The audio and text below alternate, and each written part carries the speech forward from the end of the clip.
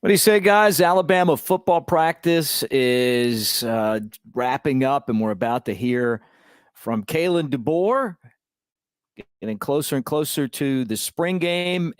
What does Alabama look like? I'm really excited to hear what he has to say. It's the second time that Coach DeBoer will address the media with a press conference since spring practice started. And this includes seeing a lot of the assistant coaches who we've seen, and some of the players as well. So today will be Kalen DeBoer. Brett Elmore and I are about to talk about it, and then when he's up, we'll hear what he has to say. But a lot going on as we get closer and closer to that April 13th 8A game, and we're all excited to see exactly what Alabama's new offense is going to look like, and defense too. What is the wolf?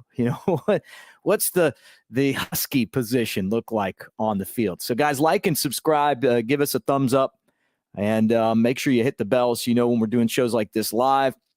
And let's get this thing started right here with a big, fat, and hearty Roll Tide, baby.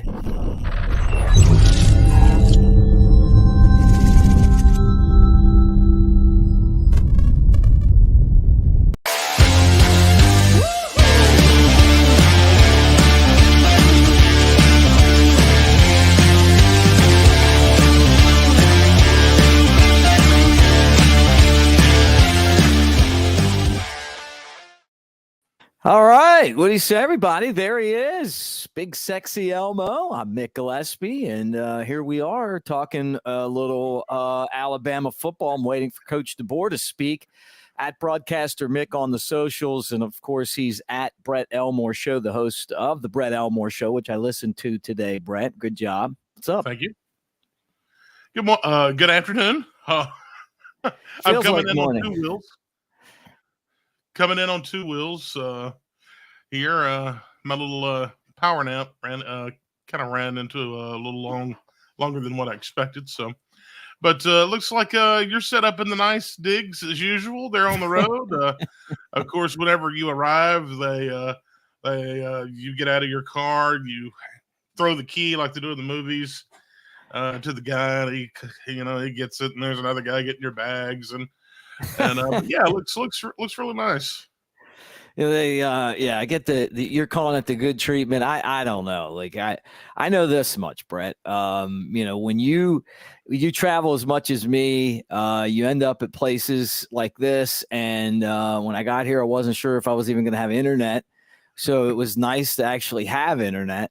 And then, we're kind of in that spot where we get to see what Coach DeBoer has to say. And, and what I'm hoping is that, and you see there right there, that when this thing gets started, he is as entertaining as he's been. And I got to give the guy a lot of credit, man. I mean, like he's just done such a fantastic job of giving us access and treating the media with respect. And, I'm really happy about that. Yeah, me too. And we were talking earlier, it's like, about this press conference, and we thought, this is only the second time this spring we've gotten to hear from him. So we'll see if there's anything new, if it's just coach speak. But I really wasn't expecting this today. But I'm glad he's going to have one, and I think it's important. At basically the midway point of spring, because we mentioned 7 down yesterday and roughly 7 to go. Yeah. As practice wise before A-Day, so maybe this is the mid-spring progress report. I don't know. Yeah. Well, I mean, look, the scrimmages are starting up. Which is kind of exciting too. Because you get an opportunity to see guys, good on good. Like, let's see what this team's all about. And Roll Tide to you, Jim. Really appreciate it. Kodak, Roll Tide to you. Stu, Roll Tide. Man, thanks to all of you guys for being in here and hanging out. And there's like the 40 of us right now. So make sure we give 40 thumbs up as we get this thing going and talking some Alabama. I swung by New Life Art, though, today. You guys have been buying you've been using your promo code Bama Tailgate. I'll tell you that right now. If you haven't used it yet, you get 15% off 4th and 31, the print that Jalen Milroe hooks up to win the Iron Bowl, and like with all the odds against Alabama. And I actually saw the proof today. It looks great. And they said they'll have those things printed and ready to go in the next 2 or 3 weeks. So pretty cool print. I told him, I said, this one right here, it just looks fabulous. Yeah. I'm glad everyone's using their promo code and buying the print, because it does really pop and look good. So here in a couple weeks, just in time for just in time for A-Day. A-Day will be here, then those prints will probably start rolling out, and we'll get ready for fall ball. Hey, do you and I'm glad you went by New Life Art today. What do you think about basketball tonight? You thought I was going to pull a joke, but no. What do you think about basketball? How's you feeling? I mean, I feel too confident. I think that the spread's really high. I think we're due for a win against a good team. We've been close so many times. I'm looking forward to the game. Now, I could be totally off base, but I've told you, I think it's going to be a 118 or 120 to 118 Bama win, and I feel like this is our time. How about you? I'm getting I don't know. I don't have a good. You're getting nervous. I'm getting nervous. I don't have a good feeling about it. My buddy just texted me, and he was like, and he's been out of town for work, and he's back in town today. Just got in. As a matter of fact, it's like, you are coming over, right, to watch the game. So I guess now that we have the wins under our belt, now I'm going to have to go watch it at his house to kind of keep the juju going. You know what I'm saying? Yeah. Talk about Juju Lewis is going to be in town this weekend. The maybe the number one quarterback. Pretty excited. This staff has done a tremendous job, and you cover recruiting every day with us right here, of bringing in guys. Like, it doesn't matter where you're committed.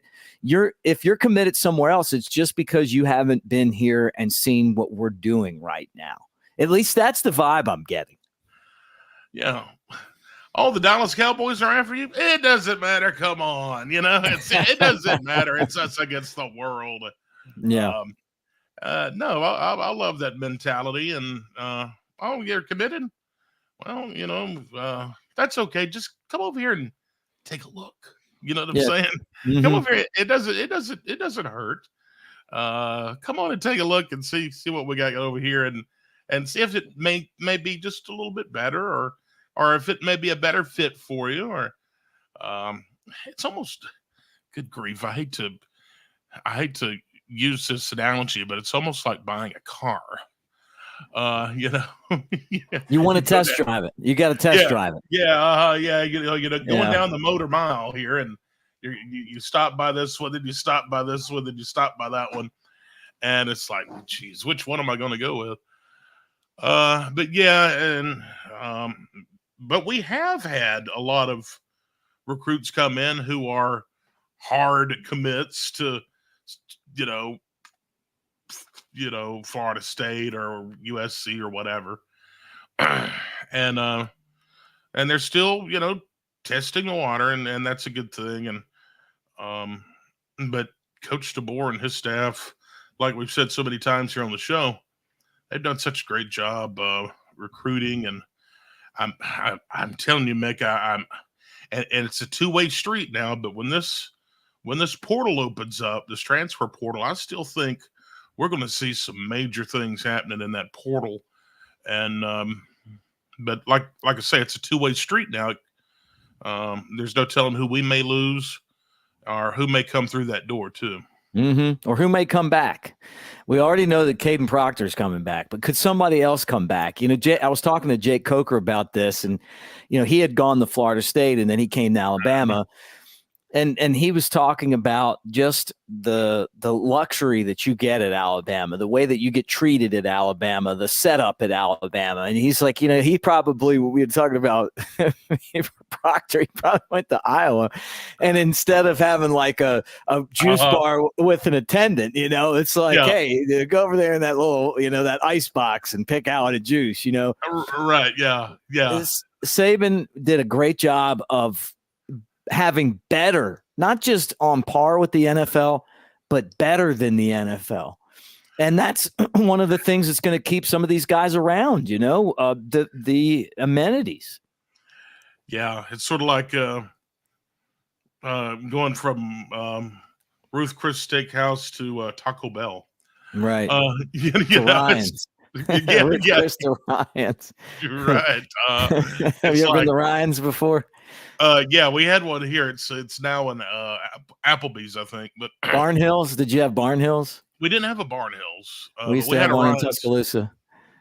We had a Ryan's, and what was Golden Corral? Have you been to Golden Corral? I have. I think I've been to a Golden Corral too, but Ryan's. I think people fibbing about their children's age. And then lining their purse with Ziploc bags to put steaks and rolls in is probably what killed that business model. And I tried to tell my mother, Mom, please don't do this, but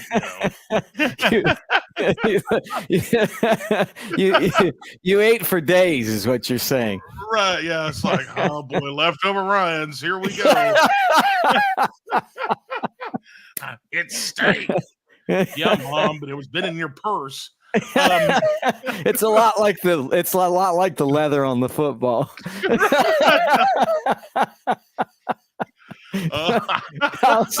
Kyle said he misses the Shoney's. Yeah. Shoney's, there you go. Yeah. Oh my goodness. Oh my goodness. I don't even know. We're waiting on Coach DeBoer to speak. I got a funny story. The last time I went was I was broadcasting the county high games. I was their play-by-play guy. And they made the playoffs. And Coach Lee Gibson, who was the coach at the time, asked me to go on the trip with the team. And I was like, this is going to be great. I always wanted to do this. So I got on the bus and we loaded up, and I want to say we went to Golden Corral or Ryan's or whatever. The whole team went in there, Yeah. Man, I mean, we put a beating on that whole spread, It was fried chicken, meatloaf, steak, spaghetti, Right. Yeah. That was a brilliant idea. Yeah, we had like a station trade there, and we'd go and eat before the games or whatever, and yeah, you're right. That's like the place to go. Like if you have a team or something, and they'll see that team bus coming, they're like, "Oh no!" We had like two buses. You're right. It's like, "Oh no! Look out!" And then these big kids are coming, and you're right. They've got two hands, and it's this is all you can eat, right? I wish they'd put walls on these plates. Not a very good business model, Mick. I think that's probably why you don't see them anymore. Yeah, and you're right. I miss the Shoney's and the Quincy's. Quincy's was good. I don't know if you've ever had a Quincy's. Yeah, that was good too. All right, let's switch back. I mean, I know all you guys are getting hungry right now, but as we wait for Coach DeBoer, do you think that he's going to address the Jalen Hale injury? Because I think that's got to be a big question right now. We know he's injured, and we heard it's a leg injury. I think, to be more specific, it might be a kneecap injury. I'm not 100% sure, but that's kind of what I heard. And you hate that for the kid. He was going to be one of the starters this year, you would figure. But you wonder how he's doing, and then I'm sure it's got to be a question that somebody asks, right? Oh, it got to be the first question probably that someone will ask. Because we don't know exactly what's going on with it. It's a big mystery. And, here it is 6:00 on Thursday night, 24 hours or 48 hours removed. Whatever. It's, they know kind of what's going on, and I'm sure he'll give an update on that. And it'll be interesting to see what that update is, because we had talked about that wide receiver position and who's going to step up, who's going to fill the roles there, who's going to be the leader. And he was going to be, I think, the man, but who knows? Yeah. Well, one of them, I mean, really.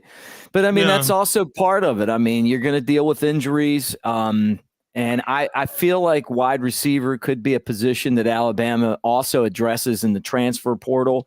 They did get one wide receiver in the transfer portal already. That was Bernard from who went to Washington. And was part of, was one of the guys that was going to return. But, now I wonder, is that a spot? So there's Todd. That's Todd right there. Todd, known him for years. I guess he's like making sure the microphones are good. Yeah, he's like, yeah, he's a radio vet himself. Yeah, he needed to do the test 1, 2. But Mike's working for Coach, and there's the Coca-Cola. Where's the Dasani at? I don't know, but is he going to drink that? I think I don't think Saban ever took a drink of one of the Cokes up there. I don't think so either. The waters now that he would, but not the Cokes. Roll Tide to you, Mike. Jeremiah, I know we got some wide receivers. Yeah. Just a matter of who's going to step up. It was fun talking about Odom the other day. Caleb Odom, the big, tight. He could go tight end, wide receiver. Big tall guy that can make some plays. I mean, an exciting type player. Is he someone who I think we should expect to see him? I got a guy. My gut feeling is that he's going to be a guy that we can count on. Yeah. We're stacked at wide receiver, but it's, who's going to be, like we say, the man, the leader of that core. And we do know that we don't have a quarterback controversy, and we talked about that on this morning show. Believe. But it'll be good to hear from Coach and see what. I guess it would be the mid-spring progress report. Mm-hmm. I guess is probably what you would call this, but like I mentioned this morning too, Mick, and you touched on it about the injury situation. I mean, knock on wood, this is really the first real, setback we've had, I think, this spring. Yeah. Well, that we know of. I mean, sometimes they don't tell us that. Thundar said that that Saban drank the Coca-Cola one time. I'm trying to remember that. Yeah. I know I would drink them if I was up there. Really. Yeah, Jim says Hale was going to be dynamite. I think so too. Yeah.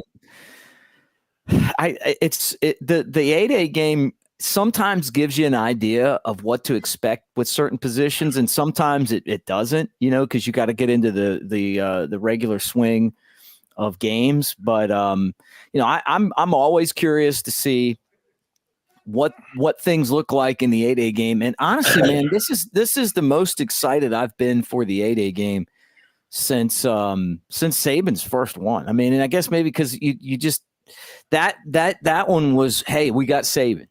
This is going to be great. Now it's like, what is this team going to look like? Yeah, and what is 8A going to look like? Is it still going to be? Is it still going to be like Coach Saban with a suit on, standing behind the offense and watching from, midfield, or is DeBoer going to be on the sidelines? It's a totally different feel, and we'll see what happens. You got look at that. Antoine is a former Jasper Viking, and arguably Probably the best receiver to ever play at Southern Miss. Hey, Southern Miss had some good football teams. I was actually there. He was part of those good football teams. I was there when Leo Barnes intercepted Alabama and we lost to Southern Miss with Mike DuBose back in, man, that would have been like 2001, maybe something like that at Legion Field. I don't know when Antoine played. I think he and I are the same age, and he played probably 02. Here it is. He said 21 zip in 2000. So yeah, I was there. I tailgated out in the Legion Field parking lot for that one. So, so we're still waiting on Coach DeBoer. We figure he's going to talk about Jalen Hale. I'm sure that he's going to be asked about the center battle. You know, that's been a real. I think it's been a really positive thing.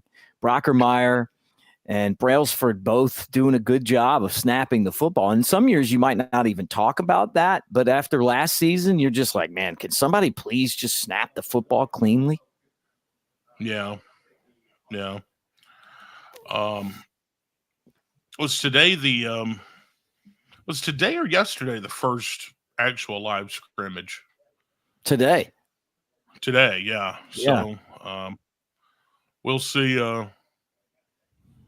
As he was expected between 5:45 and 6 to update the media, and we'll see how it goes. But yeah, I'm also interested to see this new defense.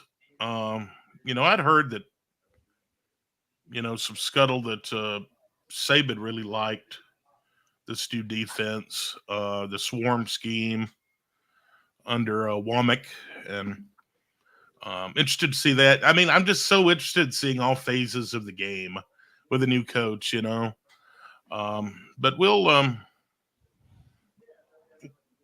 hear about the position battles, like you say, at center, and kind of who's the backup at quarterback, and who's standing out in the defense, especially the secondary. Yeah. And thanks for the super chat, Antoine. Might have played football at Southern Miss, but a Bama fan at birth from Walker County. So roll Tide, man. I get that. Look, if you go to school somewhere, you get a chance to put on the uniform and get to play it. I don't think anybody on here holds that against you at all. I mean, Soldier Poet reminds me that 2000 was a depressing season. The reason why is that at 99, Alabama won the SEC, and really it could have been a national championship contender. Lost to La Tech, which shouldn't have happened, right? Lost to Tennessee, which was a game that was a very, very nip and tuck type game. They just made a couple more plays, and then those are your two losses, and then lost to Tom Brady and Michigan in the Orange Bowl. And the shorts I'm wearing right now are actually from that Orange Bowl game. Show you how old, like, I've got these shorts still. But Alabama had a 21-point lead in the game and blew it, but part of that was Tom Brady too, Oh, those shorts are like 25 years old. Bama tips off at what, 9:40 tonight or 8:40? 8:40 Central Time, yeah. Yeah, so 9:40 Eastern. So actually, the games are starting. Waiting for Coach Kalen DeBoer. So there's Kyle Henderson. What's he doing? Run the thumbs up. Run him up. Just waiting for Coach Kalen DeBoer. Kyle used to work with him. He's like, okay, we're waiting for Coach DeBoer. Thank you, Kyle. Appreciate it. Yeah. We thought we were in the wrong room. You never know who's going to pop up there. So Todd and Kyle now. So we get two people that we know up there. Yeah. Next press conference, you'll be texting me and say, "Are you jumping on?" Just like you just did, and then I won't answer. Then I'll pop up and I'll say, "I'm here, Mick."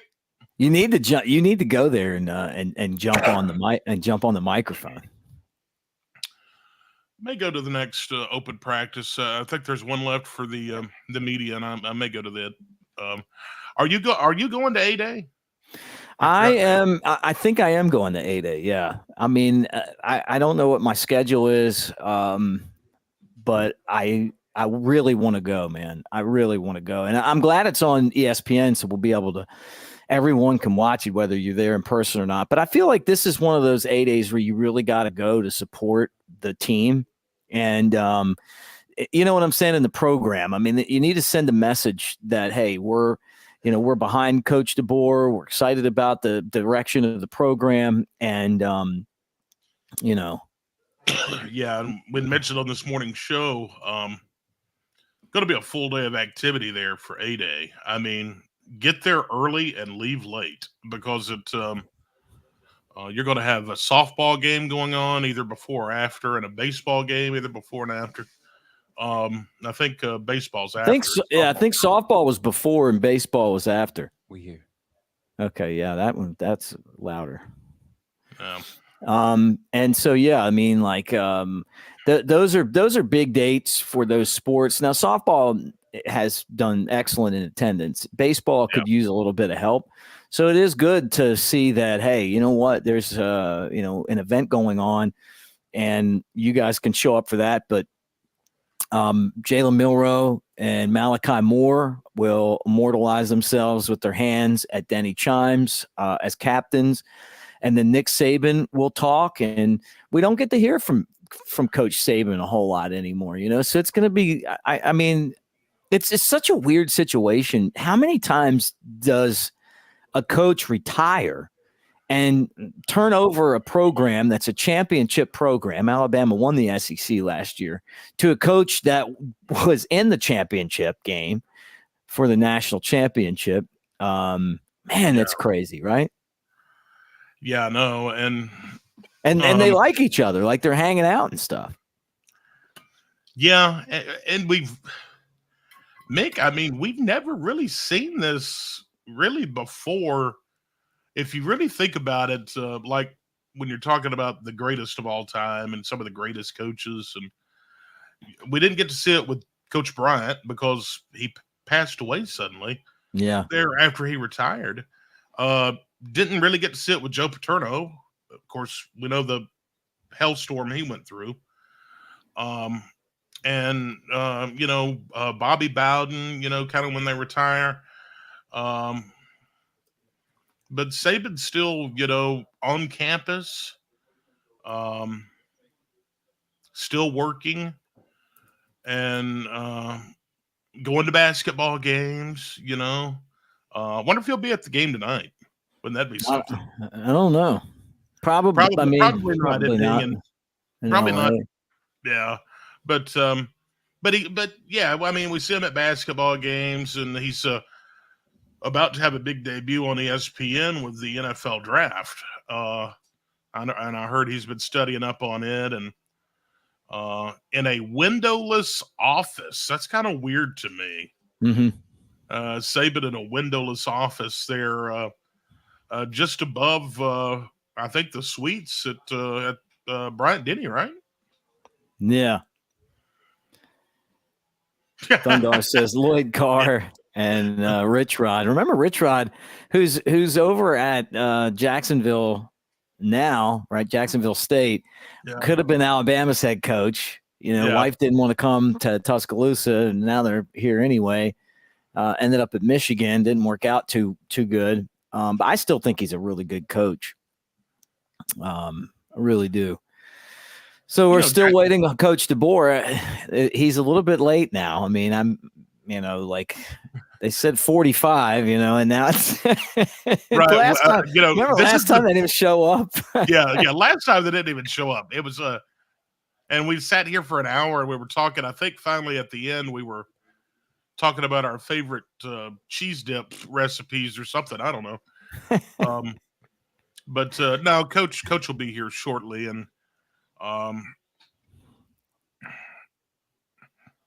hopefully before tip-off of the basketball game. Mm-hmm. We got the final four.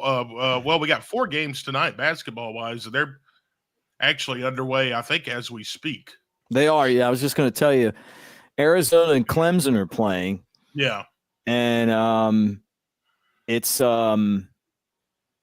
it's like 6-3. So I mean, it's still just started. But I'll tell you what, who would you rather play, Clemson or Arizona? Clemson.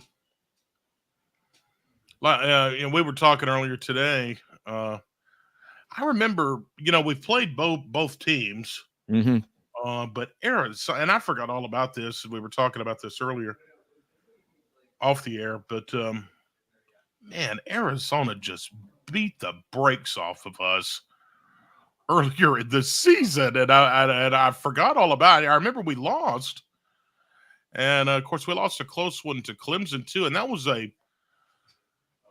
for a while there until really toward the end. It was our there's all right, there he is. There he is. Let's get out of here. How we doing? It's good. Good. Had a good scrimmage. Practice 8, just like that. It's over. First scrimmage for us. It was good to be in the stadium. But the guys were really excited. And only 2 practices this week, heading into Easter weekend. Then next week and week after we finish up with our other 7. So a little over 2 weeks is all we got. It's going fast. But really like the way that we've come along here in the last 3-4 practices in particular. I think each side of the ball, continue to see the things that they're strong at and continue to work on the areas where we can improve. And so mindset's where it needs to be.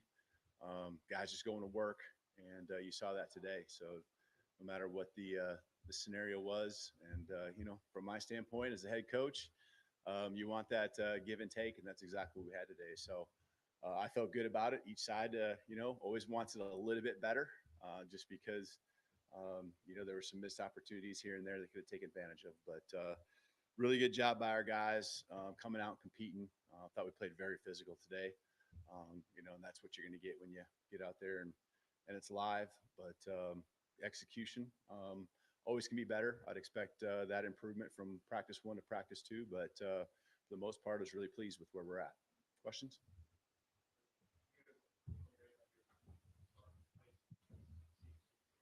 Coach, what are you looking for during these spring scrimmages and keeping a closer eye on that indicate the team and the staff is progressing well?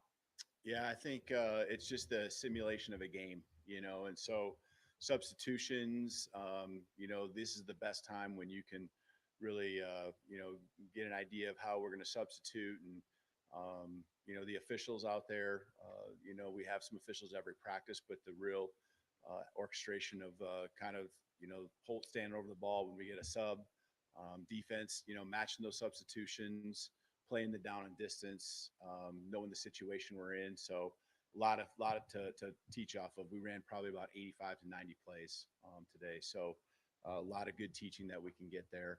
And, that was probably as good a first scrimmage as I could have hoped for. How did Jalen Milroe look out there today? And could you update us on Jalen Hale as well? Mm-hmm. Yeah, Jalen Milroe has been super consistent. He's done a good job, I think, at just playing ball.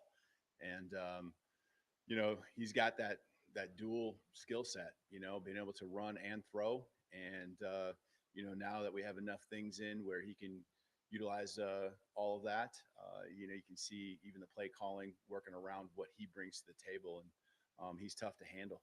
He's just so extremely fast. And, you think you kind of have got him bottled up, and he just runs right around you. So he's done a really good job. I think he's getting more and more comfortable with the offense every day, especially when it comes to the pass game. But there's just things where he has options to make a play with his feet, and he's done that, I think, at the right time, and being more and more comfortable just playing the game, and finding ways to move the chains, converting when he needs to convert, taking the shots when he needs to take the shots. So I'm really proud of the way he's come along. I think as far as just an update on Jalen Hale, he did have a significant knee injury, and he'll be down for the spring. But there's, some evaluation that will still take place to kind of figure out what that timeline will be, as far as the rest of the year and so forth.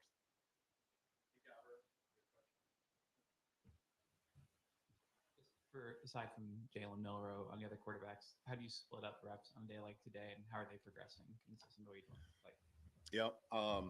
For the most part, Jalen Milroe took the ones to get all the quarterbacks the reps that we want to, and we're trying to get them all, a significant number in a scrimmage like this. There are times when other guys can take the reps with the ones as well. So that's no indication on, who's at what spot, 1, 2, 3, or 4. We're just trying to get those guys reps. And it's good to see guys operating not just with their group, maybe that people would see him at the 1s or the 2s or the 3s. And so, he did, a nice job, and all those guys, I actually thought the quarterbacks in general did a really good job making some throws, staying with plays, checking protections, just feeling really comfortable back there and not trying to do too much. They never turned the ball over once today, which I think is a really good sign. That says a lot. And, when they had chances to make throws, they went and put it in a spot where, the offensive player could compete for it. And threw some nice touchdown passes in there too. So it was really good all around for the quarterbacks. What did you see from the backfield, and how would you differentiate those backs? How do they complement each other in terms of their skill set? Yeah, I think they're all very diverse. And so as far as complementing, where you have a more physical and a speed guy, I don't know if we have that great of disparity between all of them. I think they all can do everything that we want. They fit really our offense very well because they can come out of the backfield and catch the ball. To me, for these guys, there is a downhill physicality that I think they really have, but they have the ability to also, make the jump cut, get to the outside, turn on the speed, and then in the backfield, come out and we just find a way to get them touches. And that's what our offense really does, is find ways to get the ball to the best players in space. And the running back position, especially right now for us, is certainly a strength when it comes to the athleticism. So there's not a lot of different qualities. I mean, you can say one guy does this a little bit differently or better, but in the end, I feel like the offense can operate with all of them, and you really don't have to change what you're doing based on who's in the backfield.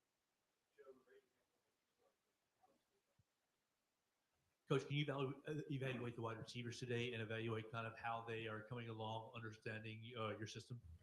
Yeah, I think a lot of it is too, we're just rotating those guys through, trying to give a lot of guys chances to work with the different quarterbacks. And so they've all kind of rotated with the 1s. They've all rotated kind of with the 2s. Just a lot of reps to split up. And so I think they're really picking up the offense. We tried to keep it simple and let them play today. But when I look back to the previous practices, we were able to incorporate a lot of what we really want to do with them. And, not just short passes, but be able to push the ball down the field. And they've time and time again, found ways to win and then finish the play by catching it. And tonight, some nice plays today where they broke some tackles too. And the yards after catch were impressive. And that's on the quarterbacks, ball placement, offensive line with protection to be able to get the ball there. So really pleased with the progress. We're never going to say we're there yet, especially 8 practices in. To me, the passing game, when it's done right, there's some intricacies and there's some nuances that just take a lot of reps. And so as far as that's concerned, we're far from where we need to be, but the progress is where you want it. Look like you maybe got a little nicked up. Did you get physical out there today? Am I nicked up? What I got going on here? So I think I'm good. Okay.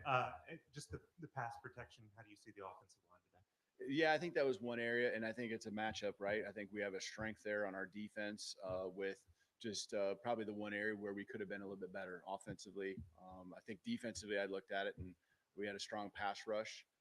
Offensively, I think we had a great run game. And so, those areas, those sides of the ball did a really good job. So, I can't say it's like a weakness at this point, but it's something that we just want to continue to work on. Just defensively, Coach, and not a great inside linebackers in the room, but how has Jeremiah Alexander grown throughout the spring? Yeah, I just really love the way he flies around. He plays with passion, intensity, physicality too. It's pretty serious thing. It's pretty serious stuff when he's out there and on the football field. And so he's fun to watch. I'm glad he's on my side. I know that for sure. Coach, you mentioned a few minutes ago that it was about as good of a first scrimmage as you could have hoped for. What are maybe some more details about just what made you feel that way, and maybe some of the little things that your guys did that you were pleased with? Yeah, and again, I mean, to me, the first scrimmage is with a new offense, new defense. I think it's all relative. And so, have I had better first scrimmages? Yeah, but I think areas again where we can improve, probably both sides. A couple penalties that are going to be great lessons for us to learn. Not things where we're out of control. Just mentally, we got to gain. We don't need to hold downfield. Just things like that. And so. I love the lessons that come from a scrimmage like this, where the guys are playing hard. It's pretty clean. Not really very many missed assignments. And so to me, that's what I look at, because we can teach off the tape and talk about timing and execution, not just like, hey, this is the route you're supposed to run, or hey, this is the coverage we're supposed to be in. There was really not much as far as missed assignments, and the guys were in the spots, and now we can really continue to teach technique. And continue to build the trust that it takes to be elite, both on offense and defense. All right. Thank you. Roll Tide.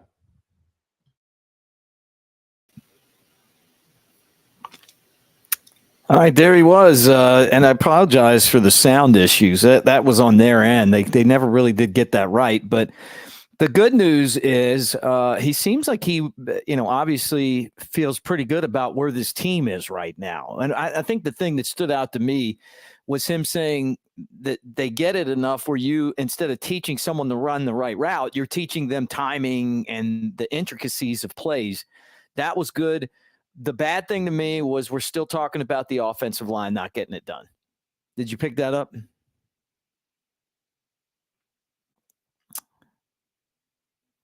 I think you're muted, Brett. Yeah, just unmute yourself. Oh, I'm sorry. There you go. Yeah, I did catch that vibe.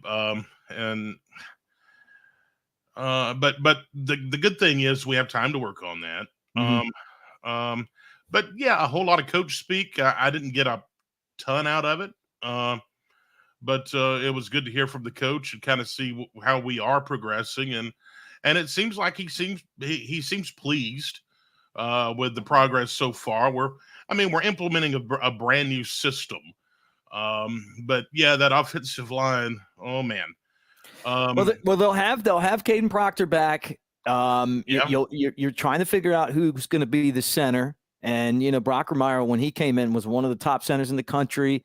Obviously Brailsford was one of the best last year. Maybe one of those guys splits off and does something else, because a lot of times, Brailsford played another position last year and then went to center. They've got to get that figured out. And that's a worry. He also talked about the wide receivers, and he seemed really confident about those guys. Yeah, he did seem confident there. But once again, 2 words: transfer portal. Mm-hmm. That, who knows what's going to happen there. They're probably evaluating exactly what they need, mm-hmm. and who knows what may come of that. So, he seems to be pretty confident in where we are right now.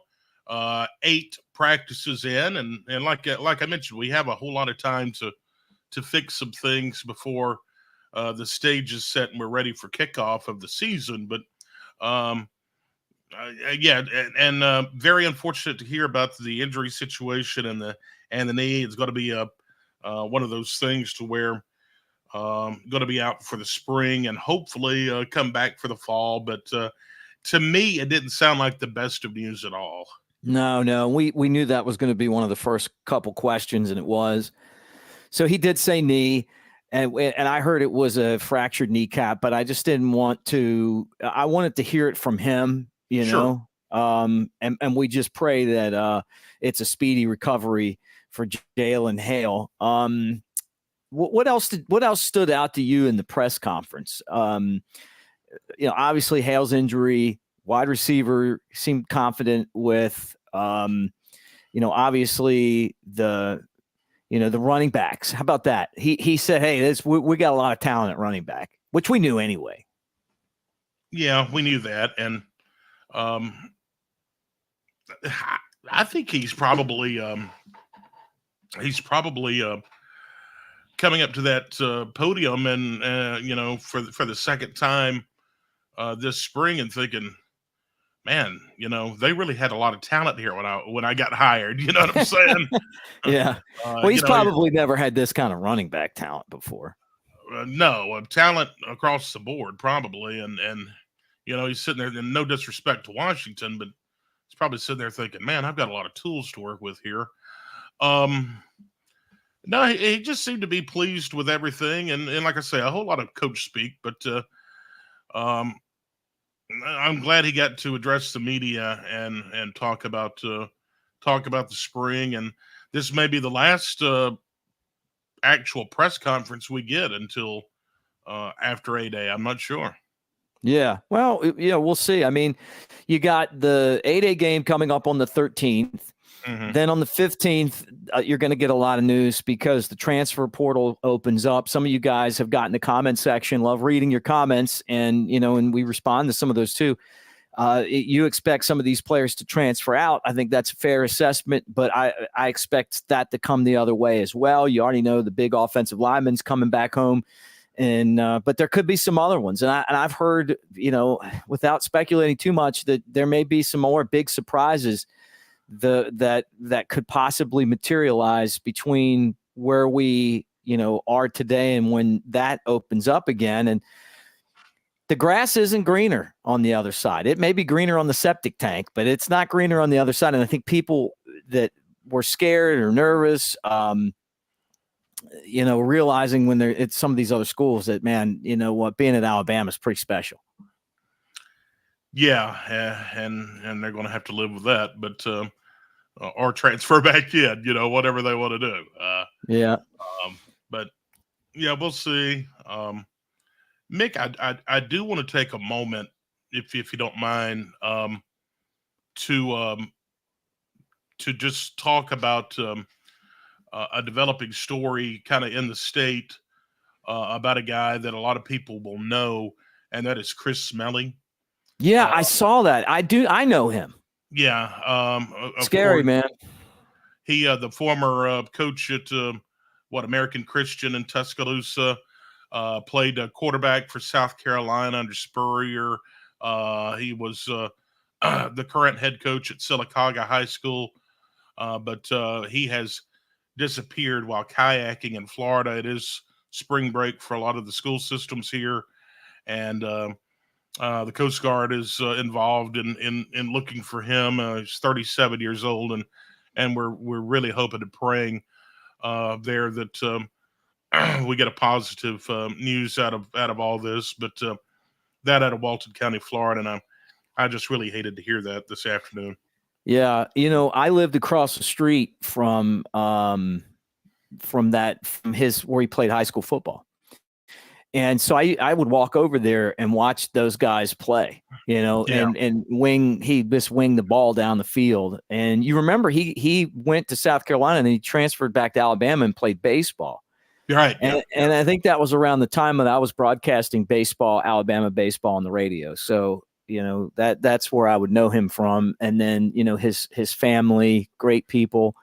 I want to say his cousin, was it maybe her brother or something, was a tight end on the football team. I sat next to the Smelly family at the national championship game in the Dome against LSU. The whole group of them were right next to us. We were high-fiving. We were making all the Tiger fans feel uncomfortable.